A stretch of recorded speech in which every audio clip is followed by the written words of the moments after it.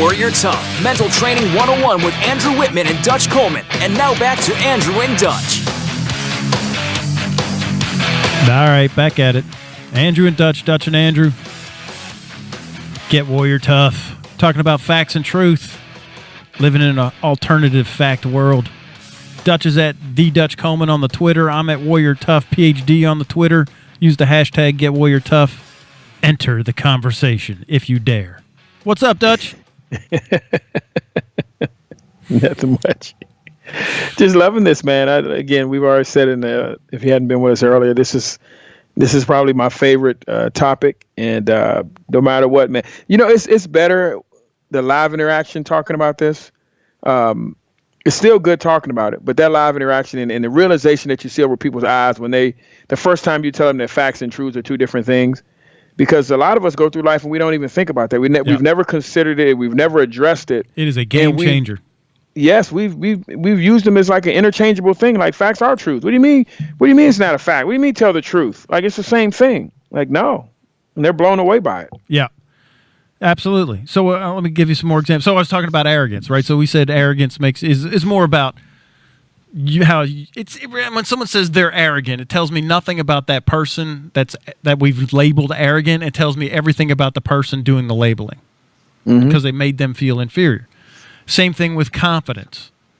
Is confidence a fact or a truth? It is a truth. It means different things to different people, and it may mean different things to you at different times in your life.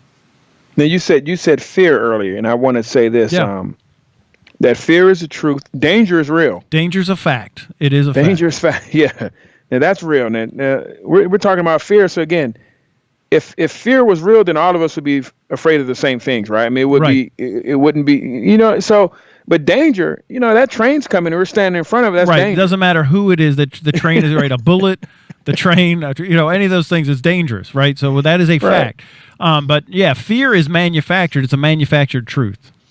Mm-hmm. And it's something that can be overcome in an instant, and it can come back in an instant. It can be overcome it's all over the place because it's a truth. It's just based on a whole bunch of other things, and it can change. It can change like the weather. It can change as simple as you getting on a plane and going somewhere else. It can change by person to person. Those are indicators of something being a truth, not a fact. Right. And let me say, with that fear thing, let me just hit that real quick. That you could give somebody, and this is kind of a people whisperer thing, but you could tell somebody fact after fact after fact about like saying air travel is the safest way to travel, being in an airplane. But if somebody has a fear for flying, it doesn't matter how many facts that you present, it's not going to change their truth. That's a fact. Right? No, it is a fact. Right? That's there's empirical data for that. But so this is important to understand. When somebody has a truth, I see this all this time in the political discussion and in the sports discussion, you presented your friend, Jawan, what's up, buddy, facts that the West was in fact not better than the East. Did it change his truth? It sure did not. It did not. And so it doesn't matter how many. In fact, he even dismissed your facts by saying, there you go again with the stats. What's up, Jawan? Love you, man. Right? Right. And I mean, and we find ourselves, and the thing that knowing the difference between the two, it allows you to grow. It allows you to be smarter. It allows you to have effective communication with others. It's going to strengthen relationships because we want people to be able to communicate with us and vice versa. And we be able to not necessarily change their minds, but a lot of times you're helping people because if you're giving me facts, and I've been walking around believing something that wasn't a fact, then you're helping me. And if I allow myself, one of the first things that happened when I entered radio was I was told that you have to have a take or have an opinion, and you have to stick with it, regardless.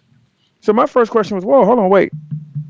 What if someone enters information into the equation that I wasn't aware of? What if someone introduces facts to me that I wasn't aware of? No, you got to stick to what you believe because it's going to seem like you back down.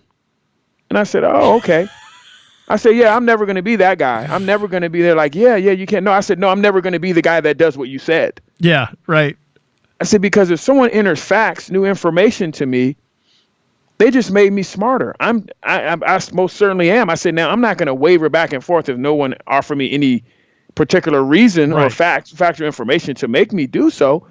I said, but I'm most certainly going to consider facts, or I'm going to look like the buffoon to anyone out there that with a Right. brain that's you lose listening. credibility. Absolutely. Absolutely. So, and also, I'm going to gain favor with the person that I'm speaking with when they see that the way to reach me is as simple as giving me information or facts, entering new facts, as opposed to, oh, that guy never listens even when I give him facts. So that person's not going to respect me. They're not going to come to me for conversation. They're not going to respect when I offer them facts, because then they're going to say, well, I'm not dealing with you because you don't consider my facts. Well, this is another good. Okay, so you just brought that up.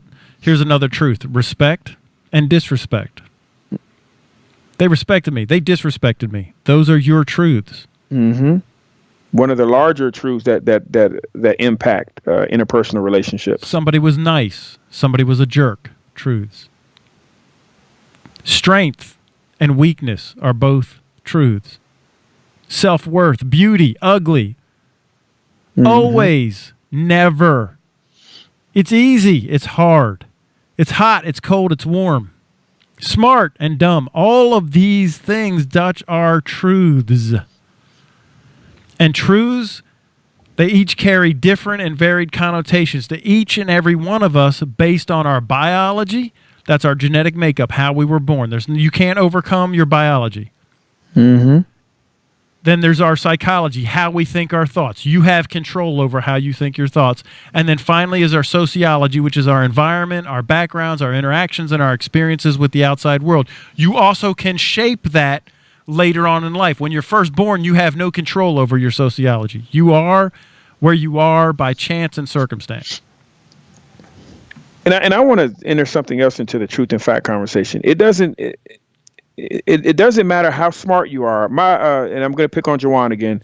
What's Jawan up, has Jawan? Love you, buddy. Jawan has a PhD in electrical engineering, and he's one of the smartest guys I know. Period.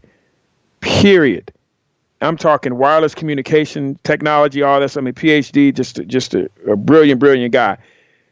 So this isn't being critical of Jawan. This is how the machine works. Now, this is something that can be changed. You can manipulate the machine, and you can control the machine once you know how it works, and you can point it to the direction that you want it to go.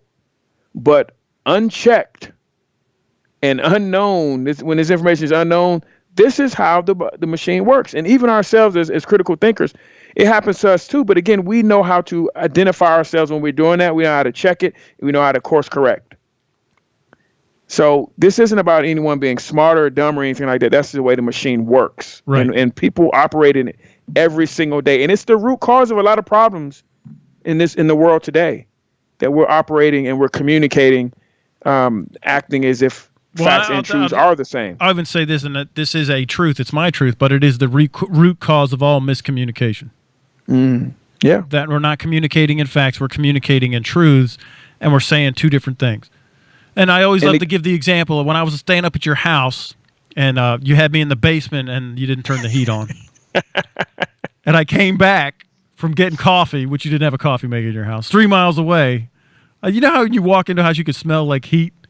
I come walking down the stairs, and I can smell heat, and then it hits me, and you're sitting on the floor of the basement in a T-shirt, sweatpants, and your little socks watching football, and you're like, yeah, my feet got cold, so my stocking feet got cold, so I turned the heat on. Do you remember that, Dutch? Yes. So the next day, Coach Coleman, Arturo, your wife was there. She was making breakfast for us, and she had these pancakes out, and I was serving pancakes. Do you remember this? Yes. Okay, and so I grabbed a spatula, and I picked up with the spatula, and I flipped a pancake onto my plate, and she said, "Oh, you're left-handed," because I had the spatula in my left hand, right? And what did I say? Yeah, but I shoot right-handed. And she's a basketball coach, so what does she think I'm talking about? Shooting a basketball. But you know me, I'm a gunslinger. What am I talking about? Shooting a gun. Yeah, pulling the Glock out of the holster with my right hand. Right. So here we are, miscommunication, and we're talking about shooting. Now, you wouldn't think shooting is a truth, but it is. In that conversation, shooting was not a fact. Shooting was a truth. And it could have caused a huge problem. Think about if we had left the house and we went to the gym to play basketball, and she picked you on her team, right. thinking that you were a shooter because you said I shoot right-handed. Yeah. Oh, I'm going to get Andrew on my team. He's 6'5". He already told me he can shoot because he was talking about shooting right-handed. And then you get out there and you can't do anything with the basketball. I thought you told me you could shoot. Yeah, I did tell you I could shoot a Glock. M4. Totally. And that's a very innocent example, but real life conflict happens because of that miscommunication. Because every truth and single fact. day, every single day, Dutch. It would be alarming, which is also a truth. It would be shocking, which is also a truth, except that we've seen it so much over and over again, which is a fact. All right, so the next step after we recognize, and you really need to spend some time on recognizing. Think about every conversation. Just watch TV and watch any show, whatever movie or whatever, and then just kind of sit there with like a little notepad and then tick off all the truths that you hear and all the facts and jot down the truths, jot down the facts. And do the same thing with conversations with your friends. Oh, and absolutely. include yourself. Yeah, include yourself. Practice. Don't just pick on them. No. Yeah. Include yourself, and it can be fun. It doesn't have to be vicious or malicious or anything like that. It can be fun because you're going to find yourself doing it as well. Yeah. So, and we're not trying to be like the fact or truth police. You're just observing. Okay. So you're an observer. It's like that Geico or whatever commercial it was. I can't remember, but he's like, the bank robbery happens.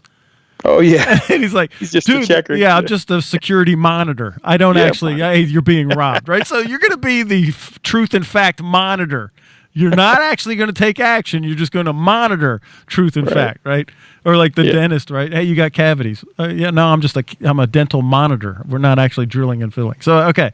So here's the second step is to acknowledge. Now, this is a difficult step. Once you recognize, this is probably the hardest step, is acknowledging the facts. Just like Jawan, what's up, buddy? Did not want to acknowledge the facts that you presented him, did he? No, he did not. He did not want to acknowledge them. This takes conscious and deliberate, focused effort and requires objective reality.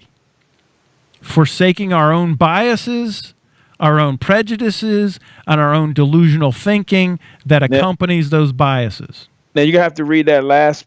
You're gonna have to restate that last part for Jawan. The forsaking our bias, or I'll restate it. Yeah, go ahead. Forsaking our biases and the delusional thinking that accompanies them. That was for Jawan, because there's some bias there, and there's some delusional thinking. Yeah, and you have to forsake that. You do have to forsake it. It's forsaking it. It's a forsake. All right, so you doing this and Dutch, you talked about this earlier on, like doing this on the front end will save you from embarrassment, and you listed off even more severe consequences. It could be, if you're talking about fear and danger is involved, then lives could be lost because you were not talking in facts, you were talking in truths. Right, and I know you got some great examples coming up, but we got about a minute left. So let's just sit on that before you come up with the great examples. On the front end, again, it saves you the embarrassment because we talked about it before. You can lose credibility. Someone could get hurt. Relationships can be ruined. Yeah, damage. If you take care of it on the front end, counting down 30 seconds, we take care of it on the front end, man, you can save yourself a lot of those things and advance yourself in all those things as far as credibility, relationships, and all those things. And no one likes being embarrassed. I don't. Do you, Dutch? No. I don't like being embarrassed. Save yourself the embarrassment. You're listening to the Get Warrior Tough radio show with Dutch and Andrew. We'll be right back.